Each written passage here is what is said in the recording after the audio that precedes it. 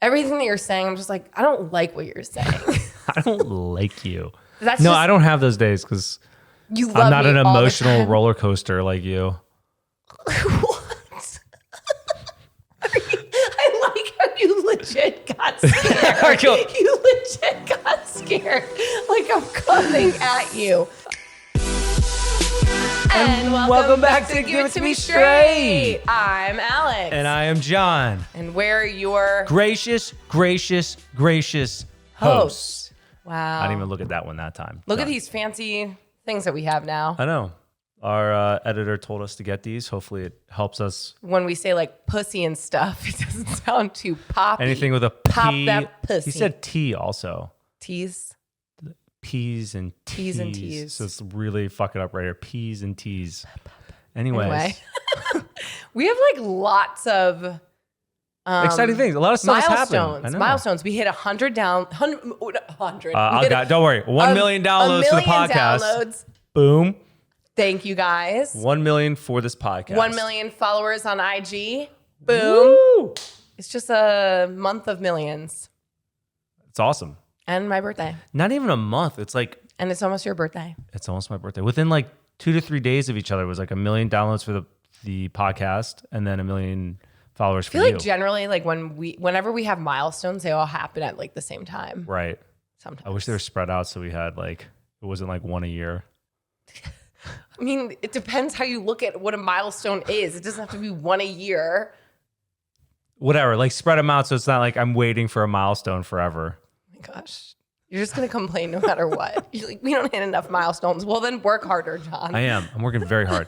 So we're actually shooting the podcast mid-morning because I want to try it differently. I want to have, a little more energy. We didn't work out yet, so we're a little more lively. I don't know. So I had to convince Alex to do it. I know. I like hate doing things if I haven't worked out in the morning yet, but whatever, we're trying something new. We're trying something new. It's only because you're like 3 coffees deep. That's the only reason why you're like, let's just go. 2. Only I need 2. a third. Wow. So I'm ready. Cool. And what do we do? Where are we this week? We are in Richmond, Virginia. We're visiting our fam on the East Coast. Spent some time in Florida with mine and then in Virginia. But we're pre-recording these, so we don't know how it went yet. We'll keep you guys posted if anything crazy happens. We wanted to make sure we had these out before we left. So, but I'm excited to see our family and spend time with them. It's been like months. I feel like time goes by so fast being over here. I'm like, we moved here over 6 months ago at this point. We saw our parents one time. Yeah. Well, your parents came like the week when we closed on the house, and then my parents came. We didn't even. My parents didn't even leave our house because we were just busy unpacking and then like doing minor fixes and tweaks because my dad's a contractor, so he was just like, we got to go to Home Depot for this, go to Lowe's for that, and so it was just that's all that they did while we were here. I'm like, this is the last thing I want to do. Anything exciting? Has anything happened between last episode and now? I have not seen any rattlesnakes. Oh, something exciting. We did get a Dyson Vacuum. We haven't used it yet, but I'm so excited to try it. I know. Our last one. I'm not going to talk about the brand, but I'm annoyed. Or maybe we just abuse the vacuum because I think we just use it so much. But we had a cordless vacuum, a nice one. And this is the second one within a year. Mm-hmm. And it just died. And of course, it's probably a simple fix, but we don't know how to fix it. I think just like Kobe's hair just clogs up everything. Dog hair, dirt, and rocks. Yeah, and rocks. But I've only heard good things about these Dysons. So, it should. They're so expensive. Yeah, it was really expensive. But we need to know what the warranty is. You're old when you're excited for a vacuum. I always wanted a Dyson, though, to be honest. Yeah, right. You've made it when you could buy a Dyson. Yeah, exactly.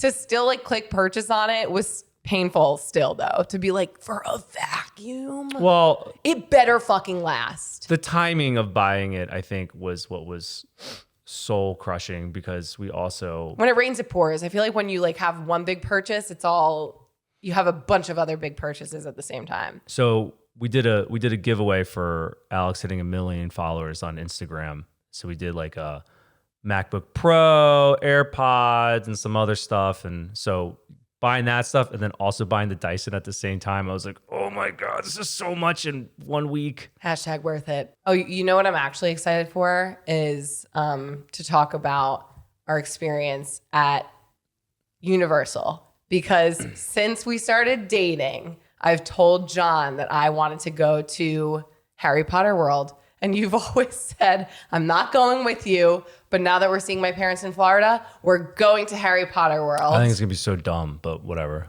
I think it's going to be slammed with people and we're just going to be waiting in line, whether you get that speed pass or you don't. It's going to be such a waste of time. I can't wait till we're back on the next episode and you're going to be like, it was fucking amazing. And you had the best time of your life. Who cares? You've never been. You're fucking 30, almost 31 years old.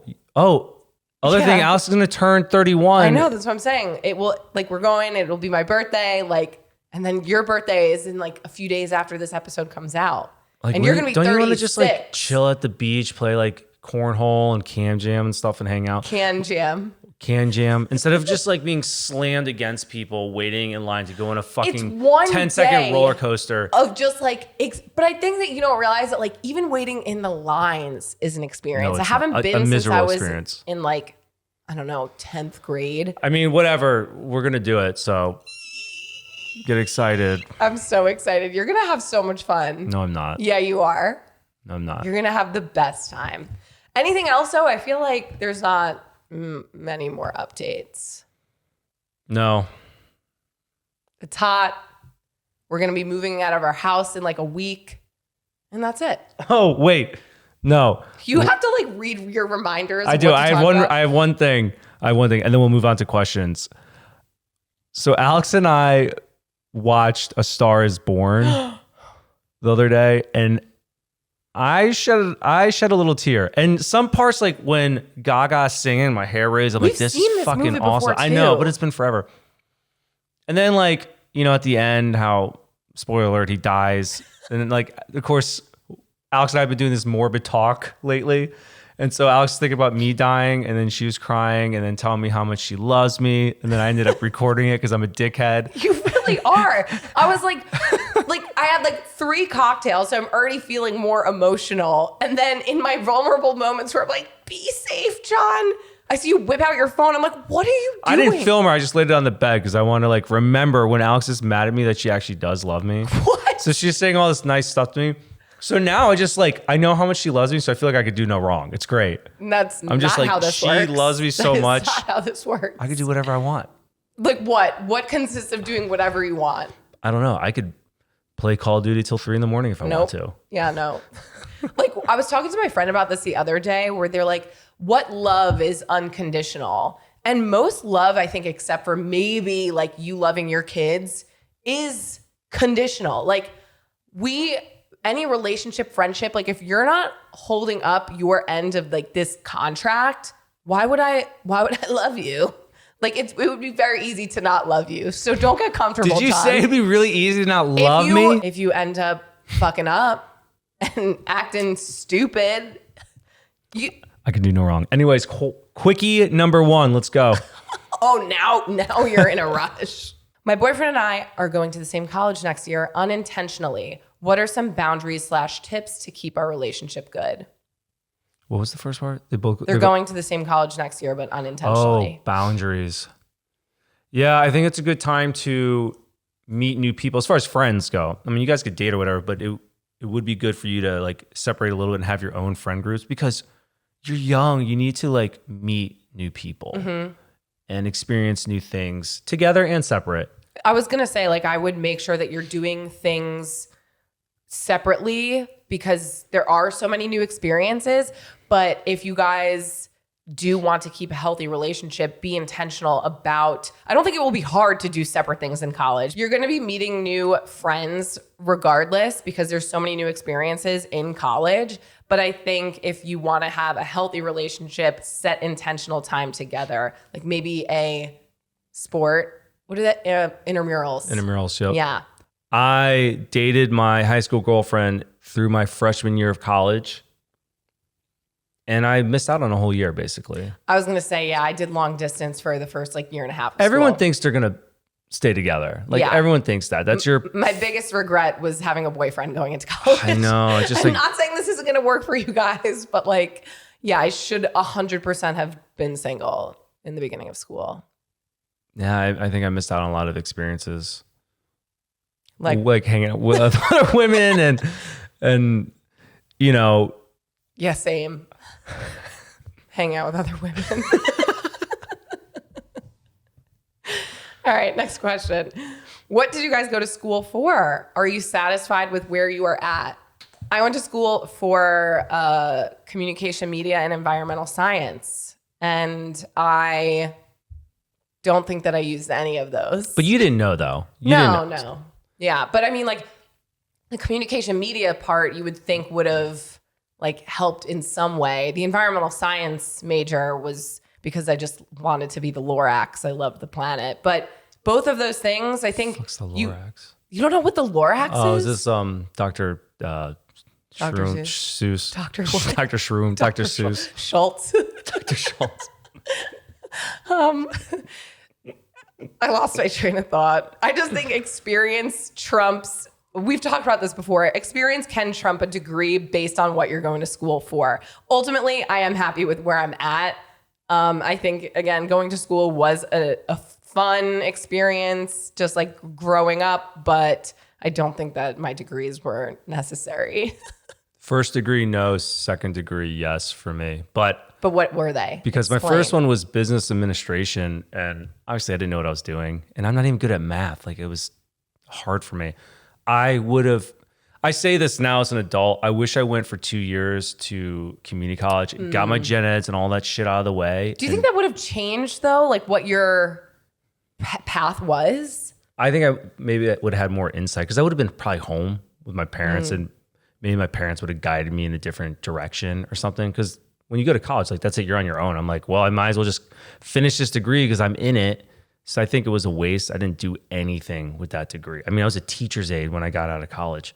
But then when I went back for my master's in OT, I mean, if you're doing something specific like lawyer, psychologist, therapy, Engineer. nursing, any sort of healthcare, like any of those things, yeah, I mean, it's a priority because you need those degrees and you're there for something specific. But when you do these broad degrees, I just remember tough. being in college, like freshman, sophomore year, and being so torn about what I wanted to do. Like I was in a that's science. that's what you were thinking about? Yeah, I was like, what do I want to do with my life? Like I Wow. was like, is my degree like worth it? Should I switch schools? Because I really wanted to do film. I was like, do I leave NC State and go to a film school in New York?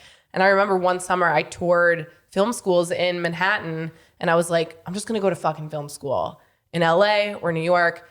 And then I was like, but am I gonna miss out on this college experience? Like I loved being on the dance team. I loved like the school spirit of NC State. And Dude, college needs to be more mainstream. What like more mainstream it already is well, mainstream. more like to like what the work life is, because what a kick in the ass it was for me. Oh, yeah. Right when I graduated college, I'm like, everything fun died immediately. My soul died. I was like, what is this? Is your soul I was still dead? You go from a place where you're with everyone the same age as you, hanging out all the time. I had the best time of my life, man. I partied all the time and like whatever. And then social life died. I didn't know anyone. And I was just at work. I'm like, oh my God, this is it. It is such a shift. And for most people, I think it is. I don't know for some people who haven't like experienced the shift from college to like real world being so like drastic. But I do remember being like, fuck, what do I do now? Like you have to make your own schedule, get your own job, make money, survive. It's a And pinnacle it is- time in your life where you're like, sink or Yeah. swim. Yeah. Well, and that's why I do remember being stressed in college. Anyway, we are making all of these questions so long, or all of these answers. Moving on. Is that an answer? Sure. We gave an answer. I don't even remember what the question was, but yeah, sure. It Go. was asking what we went to school for. I don't Okay. need you to repeat it. In conclusion, Go. you gotta relax, John. Like, I don't think that you're good to record in the mornings either. Next question. Is it right for my fiance's friends to plan a bachelor party and have strippers there? Or is it fine that my fiance thinks it's okay in general to go to a strip club? Is this even okay if you are in a committed relationship with someone? User preference. I don't know. Like, user preference. I think it's your boundary depending on what is okay with you personally. Because do you trust him? First off, if you don't trust him in general, then you guys shouldn't be getting married. I don't know if it even comes down to trust or just it's just like, no, what are you okay with in a relationship? No, because if he's not touching this, everyone's boundary is different. But like, if it's a trust thing for you, it's way past him just going to the strip club. I don't think that trust necessarily has to do with someone's boundary of not wanting them to go to a strip club. Like you could trust someone and still not want them to go. Like I don't care if you go, but trust is a part of that, but it's not the only reason. Like some people just might not want their partner at a strip club. Like regardless of trust, you could still trust them. But I like don't care if you go. However, why would they tell her that? For trust. Like if they didn't, there would be a breach of trust there. Not really. It's a white lie.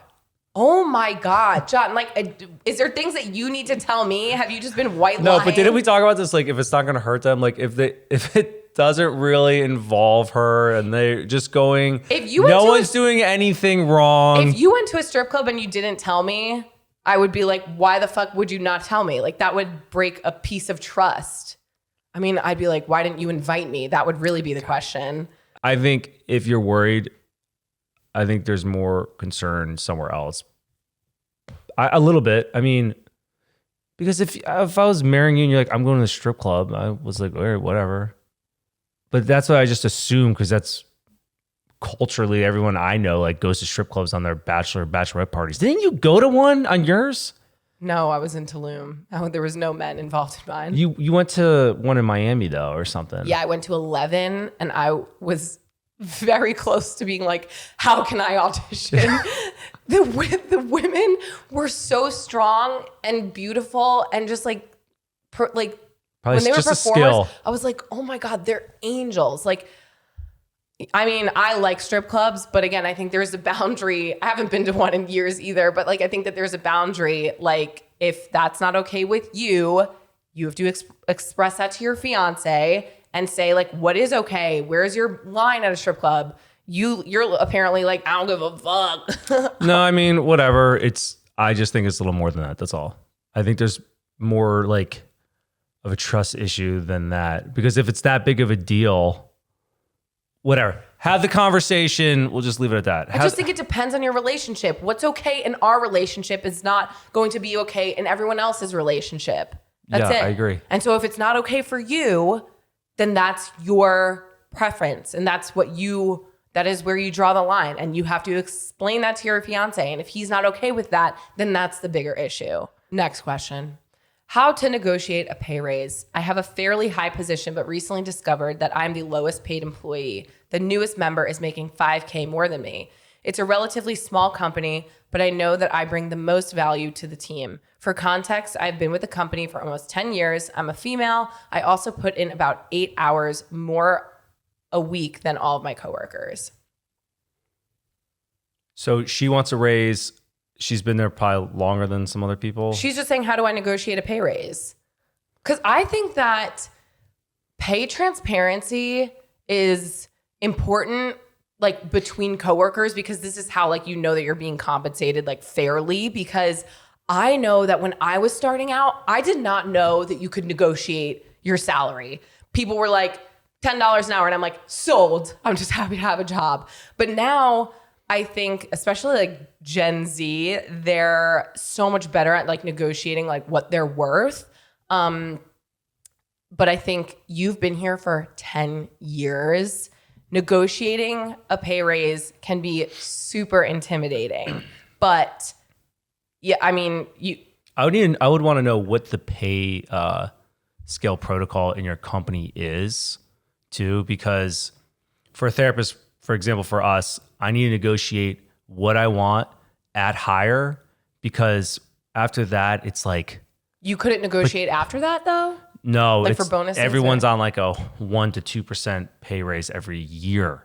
1% to 2%, which is like nothing. I feel like there's always room for negotiation. No, there's not. And so how like at least for us and the years I've done it and talked to other therapists, it's like you'd quit, go somewhere else, and go back to that if you wanted to, and then negotiate, because you don't know walking in like how much everyone's getting paid. So you just kind of guessing basically. But I agree with you where talking about it with your cohort or your peers, I agree that with any job and anything you do, even what we're doing now, I want to know what other creators are getting paid for brand deals and stuff like that. Because fuck the man. Like, who cares about them? I feel like money can be such a taboo topic. Like, people are like, it's rude to ask. But we love talking about money because I just feel like when the more information that is out there, the better it is for everyone to do well. Like, what is it? Rising tides raise ships. And I just think that some people... People have to get over gatekeeping. Yeah. It's just... So, but for you, I think you know your worth. Like, set a rate that, like, do some market research, see what you should be compensated. And then I would set a meeting with whoever is there to give you a raise, set a meeting and bring to the table why you should get that raise. Again, I'm not a genius when it comes to, or I'm not an expert when it comes to like negotiating or like what this entails, but I know that there's a lot of information out there on how to negotiate. Have you ever like negotiate? How would you negotiate? I always negotiate it in the beginning, be like, and I would just be like, this is what I want. Like, well, we can do like, say it was like $5 less. I'm like, no, I want this. Cause it's an hourly rate for therapists that I like can kind of guesstimate where I'm at based off of and you could look up what your position is. Like there's a website and it's like, if you have 5 years experience as an OT, you should make this amount. And so I kind of negotiate. But there's other things that like you can. I would also look at other jobs too and just see maybe if you apply to other places, maybe got an offer, see where it's at and kind of pin them against each other. I don't know. But maybe just have something in your back pocket just in case too. There's other things that you could factor in as well, as opposed to just like showing what people in your industry are making with your experience. Like, well, I wouldn't say that. Like, Margaret's making this and Bill's I wouldn't compare other people's salaries to your own. I would just like strictly talk about yourself, like what you deserve. But it could be really intimidating. But again, you owe it to yourself to do it. Set that meeting and practice in the mirror. Practice with a friend. We should have. If anyone, our team on because they negotiate everything for us and they're sharks. Yeah. They're sharks. They'll negotiate anything. But I just think that do your research. There's a lot of information. Like I've gone on TikTok before and come across like a lot of like those negotiate your salary videos and they're super helpful. But I'm like, I don't negotiate anything anymore. So except with you. So maybe I should study some negotiation tactics. Any other tips? No, I like that. For me, it was different because I never, like, if they wanted to fire me, I was like, cool, I'll just go somewhere else. So, like, I had that leeway of, there's so many positions open for me that I never cared going in, kind of like strong-arming them. Yeah. Strong-arming them. But I think that that's, like, the most powerful position to be in is when, like, you're not afraid of walking away. Like, right. That's even for us, like, when we do get approached by certain companies, if, like, we don't want to work with them because it's, like, not a rate that we're comfortable with, like, we walk away, you know? And so I think that, to John's point, do your research, like, maybe look at some other companies that you would make more money at, that you wouldn't mind working for, applying at, and just say, like, if you do have a cushion that, like, you could be, you know, that you could walk away, you could always use that as leverage as well. But best of luck. Next question. My boyfriend and I are big fans of your podcast. He has a habit of asking stupid questions to our friends. So we wanted to ask you also. My boyfriend wants to know, what is the biggest animal you can realistically take on in a fight and why? The biggest animal. John's afraid of all animals. Rattlesnake, lizard, mosquito. You could definitely take a lizard. Well, I would never hurt a lizard. If it was life or death. Life or death. Like you're fighting like a coyote.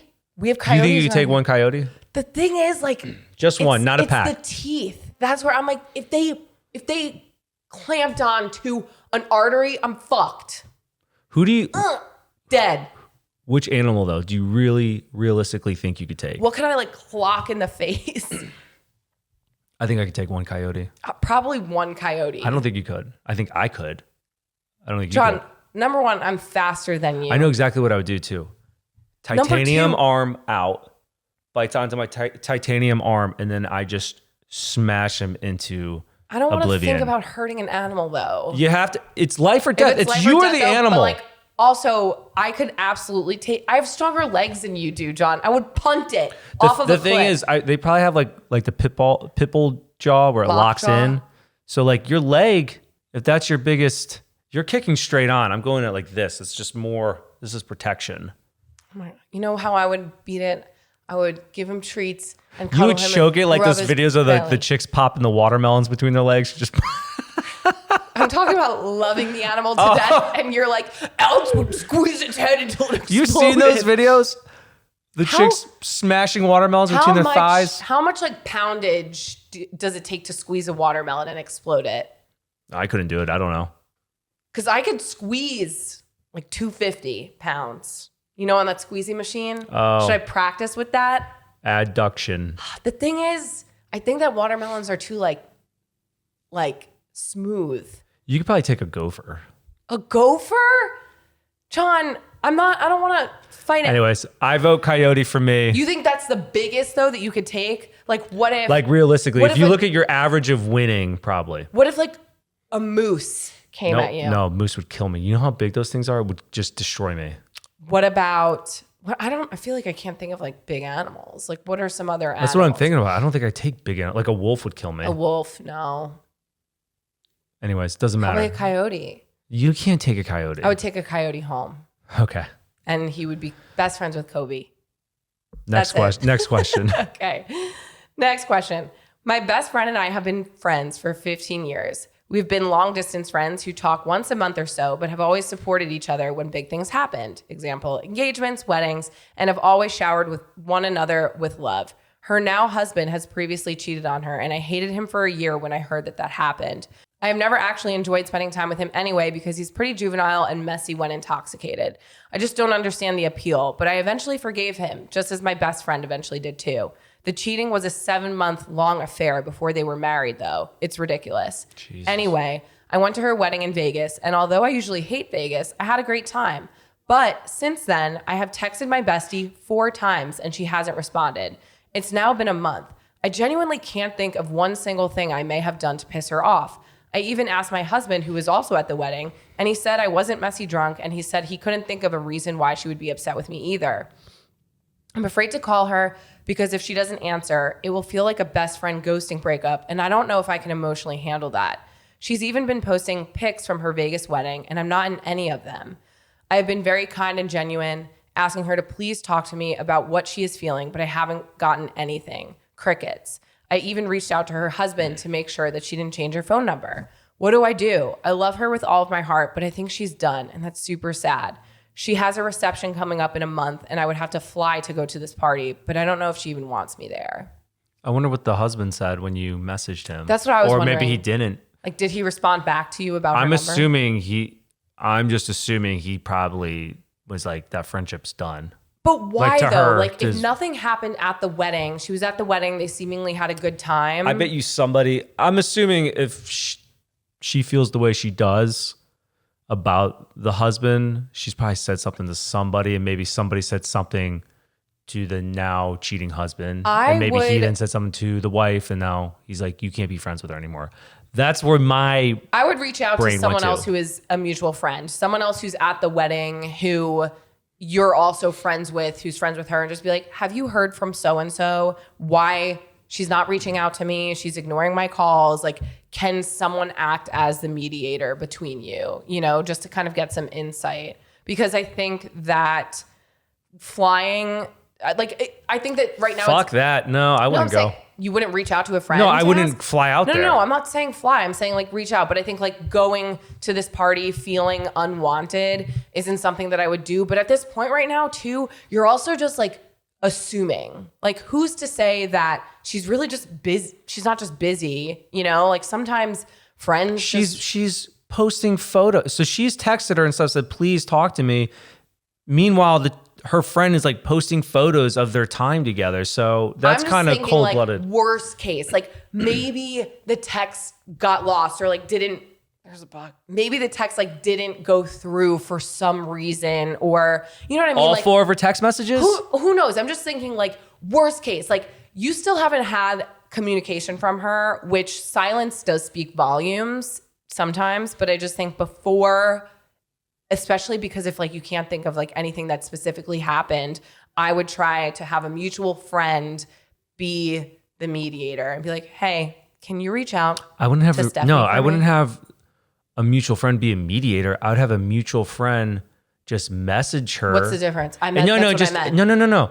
And just like see if she responds. Because then if she responds to her, then you can go down that train of, you know, she's avoiding you. Well, I just think it's easy I wouldn't to say be a mediator. Like before you even do that, like you'll know enough just from that action of her responding to her friend and not you. Well, right. You have someone else ask if she's heard from them, and then you could say, well, you said mediator, like the first thing just meaning like someone who's a mutual person between you to make that connection. Okay. Yeah. You made it sound like you wanted the other friend to reach out and be like, hey, why haven't you talked to I think you could utilize Megan? that after, like, and be like, hey, have you heard from so-and-so? Can you ask her to fucking call me? Yeah. Just make sure she's more friends with you than her. I don't know. That's tough though. I mean, friend breakups are not fun. But I think it's even harder when it's with a friend who does not know how to communicate. Next question. My husband has an addictive personality. He's a recovering alcoholic. He's been sober 5 years, May 1st. What helped him stay sober outside of AA, therapy for himself and us as a couple, was picking up smoking cigars. I never liked it. It smells and his breath is disgusting, but I just deal with it because I love him and I know it's his way to relax. And I would rather that any day than a drink. He recently said he wants to stop smoking cigars. I want to support him because I hate it and it's unhealthy. However, my anxiety is so high that I fear he will drink again. He needs a new outlet to relax, and I don't want him to quit until he has a plan. Do you have any advice on what he could take up next to help with his anxiety and stress? Man, I understand exactly what she's saying though. Like one stressor for another, or like. Yeah, I mean, I feel like in a way, I don't want to speak for everyone, but like we kind of had that in the sense of like replacing wine at the end of the night for a healthier habit, which is we like have so many seltzers in the house, like LaCroix. Have them start smoking hookah instead of cigars. No, that's probably not great either. But I think just having things on hand that are healthier options. Again, like I think when your dad, when he stopped smoking, he was crushing gum. What are they? Nicotine. No. What are they called? Toothpicks. Listerine. Toothpicks. Gum, toothpicks, mint. I just think when it's alcohol or like a smoking habit, it's like an oral fixation that you're looking for. So I think by like, you know, substituting that for seltzers, tea, gum, mints, like having these things on deck. I think it's something that's beef jerky, but something that's going to unwind him. Yeah, but you know, no, I don't think that shit really unwinds you. But like having the cigar at the end of the night, just like relaxing, because I'm not gonna be like, oh, let me go relax outside and like chew gum. Yeah, but relax outside with like hot tea. That's nice. Get him into gaming. How is that more relaxing than like sitting out and? It is. I use gaming as an outlet. I do. I rather game than watch TV. I rather game. You know what? No, makes me not eat, for example, at night is gaming because I'm distracted. A distraction. I'm serious. When I game, I'm like not going to get food or whatever. But if I was sitting watching TV, I'd go to the fridge, get some food. So something that's gonna like occupy your mind more so than just like chewing gum. But I'm not just saying chewing gum. Right. That's an idea though. Like different oral fixation things that they could do. That's a healthier option than smoking. I think gaming or getting into something that's gonna keep your mind occupied. Because gaming's at night. You can play that at your house or whatever. I'm not saying like you're not gonna go play intramurals to wind down. Puzzles. I don't know, something like that. You hit when Fuck puzzles were like the thing during the pandemic. I was like, we're gonna make puzzles. I think I got like 3 different puzzles. We didn't build a single one. No. But I just think that there are other things. You could go on walks at the end of the night. I just think that you kind of have to figure out like what works for him. But having all these things on hand are just gonna be helpful and prepared. But I mean, I'm a fan of beef jerky. Make beef jerky. I fucking love jerky. I love jerky too. And it's like chewing it. I don't know, whatever. But Congrats though on him staying sober. Yep. That's an amazing feat. Next question. I'm a 30-year-old man. I got married 5 years ago and have since gotten divorced. Been single for years, and I'm not in a place where I'm stuck on the notion of a soulmate. And I know that it may not be in the cards, and that's okay. I'm at a place where I'm sick of dating, the apps, and the runaround. I would rather go through the surrogacy process and be a single dad. I've shared my plan to start the process in the spring of next year and have gotten a ton of support. Am I giving up too soon? Should I just wait it out? I never want to regret not doing the things that mean the most. Do single people want to date a single dad? I mean, we're not single. I don't know, but I'm assuming so. If you're a good person, then I'm sure they would date you. And you doing something, I'm going to say noble, but like you know, you have a good head on your shoulders, it seems, and you're wanting to care for someone else besides yourself is pretty admirable. I think making any decision for yourself, like this is something that you're willing to do without a partner. And that, like, to your point, is a noble decision. Like, it's you knowing that this is a part of your life that you want to move towards. And I think once you start doing anything that is for you, that's when they come. That's when they come and knock. Exactly. That's what I'm going to say. Like, once you start like just loving yourself and being your biggest fan and doing the things that feel right to you, that's I think like when you reap all the rewards of the universe. Also, you're only 30. Well, that's what he's saying though. Like, should he give up on dating? I would not give up on dating. Do what makes you happy, right? Do what makes you happy. And if you're in a place that, like, when you know, and if it's something you want to do, then don't wait. But at the same time, you're only 30 years old. Like, you have plenty of time. It's so cliche though to say that, like, oh, once you stop dating, that's when, you know, like once you stop looking for it, that's when they come to you. But I just think like once you do focus on yourself more and you don't doing look what thirsty. You want to do. No one wants somebody who's thirsty, you know? So you focusing on yourself, people are not even just like thirsty, but I could see where it's just like exhausting continuing to date. And you feel like you're holding off on this thing that you want to do in life. Like if you feel like you can handle being a single parent, because that's, I think, if anything, the bigger challenge of it is, you know, having a child with a partner is the most ideal because it's a lot of work. And so if you have the support system, if you can do it on your own, then go for it. And then I think, you know, if someone wants to pursue you as a single dad, like that is, you're going to then find the right person then. But I don't think that you should like hold off. But I also don't think that, you know, it's quote unquote giving up. Yeah.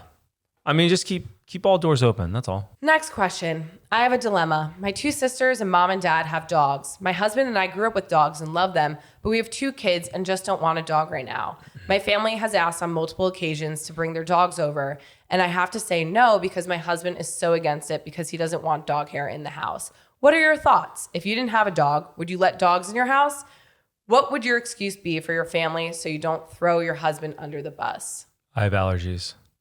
I think that if I didn't have Kobe, also number one, I would never bring Kobe over someone else's house and assume that he's invited, especially if they don't have dogs. Dogs are messy, they fucking shed, and they trail mud through. The fact that you just have kids, like, that's enough of a mess as it is. But I think that you could use them as an excuse as to why you don't want dogs over and say, I'm trying to keep my house clean for my kids. I don't need extra dirt, hair trailing through my home. I'm doing the best that I can. Like, I just think it's rude that they would assume that their dogs are even, and we're dog owners. We fucking love our dog. I mean, I find it annoying, but like, I'm not going to say anything because we have a dog, and if people have dogs, I'd bring Kobe over, you know, but I even find it annoying. I don't know. Even when people have dogs, I'm not assuming that Kobe's invited over because they own dogs. Assuming that's the worst. If they're like, hey, do you mind if I bring blah, blah, or like, that's different. But they're just bringing the dogs over? They said that her sisters and her parents have dogs. They don't have dogs, but they ask if they could bring their dogs over.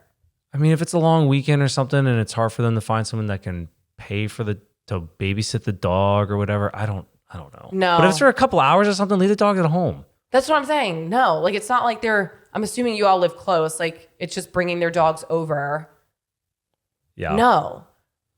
again, we just got a Dyson. I can't wait to use it and clean the house with all of Kobe's dog hair because it's everywhere. You have to know them on a personal level too to be, is it her parents or her husband's parents? Her parents. Oh, so then her sisters and mom and dad. Yeah, it's your family, so you should be able to speak up for yourself with that. Luckily, it's not the in-laws. You could be like, no, I don't want your fucking dog at the house. I think, again, just explaining that, you don't have to throw anyone under the bus. The fact that it is your home, you have kids, you don't want dogs in it to mess it up, or just say it's an allergy thing. But I just don't get the respect. I understand that people love their dogs and want to bring them everywhere with them, but a lot of dogs also don't have the manners of your own dog. Some dogs are allowed up on couches.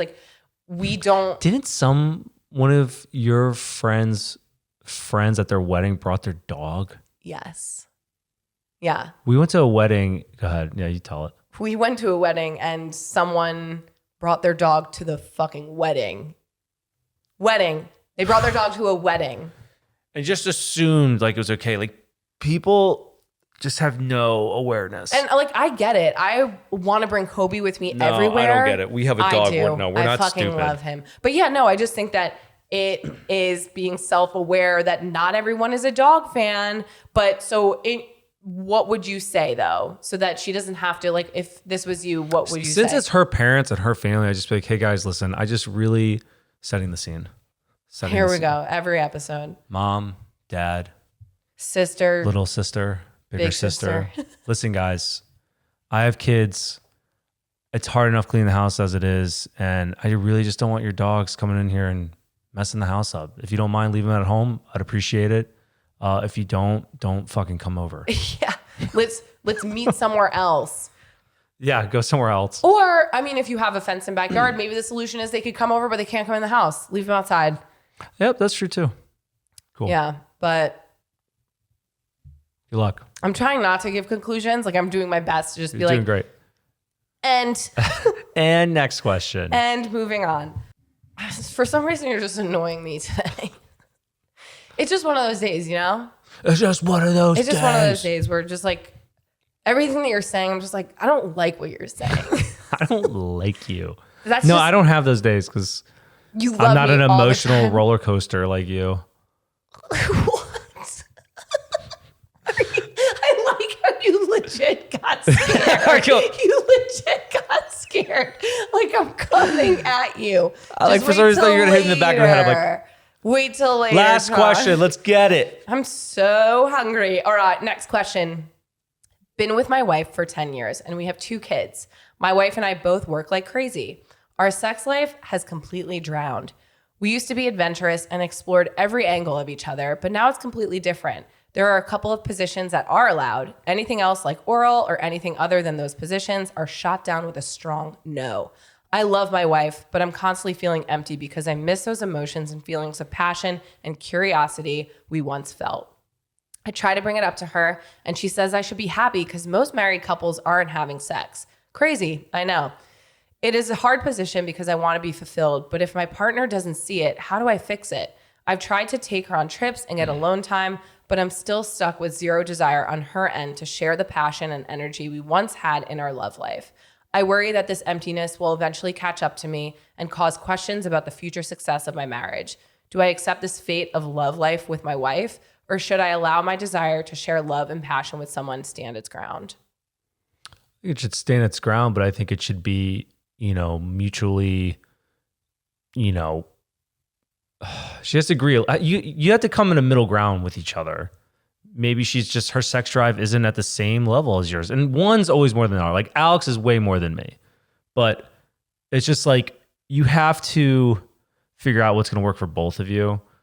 I think also, number one, first thing I want to say is married couples do have sex. They do, but we also don't have kids. We don't have kids also, but also all the questions we get, we have 90% of them are about sex, whether it's the male or it's the female, and it's both. And it's just I've been in a relationship for 2 years, or I've been in a relationship for 1, I've been in a year for 7. And it's our love life has died. Mm-hmm. And it's just that honeymoon phase is going to die. It's just figuring out how to maintain like your sex life as the years go on that works out for both of you. And as far as like crazy positions and all that stuff, I'm not the right person to ask. I'm like, what works?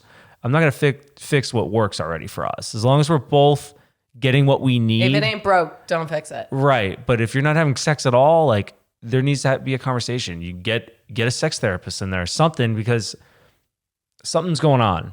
Yeah, I think the majority of our questions that do come in are just about the imbalance of sex drive between couples. So you're not alone.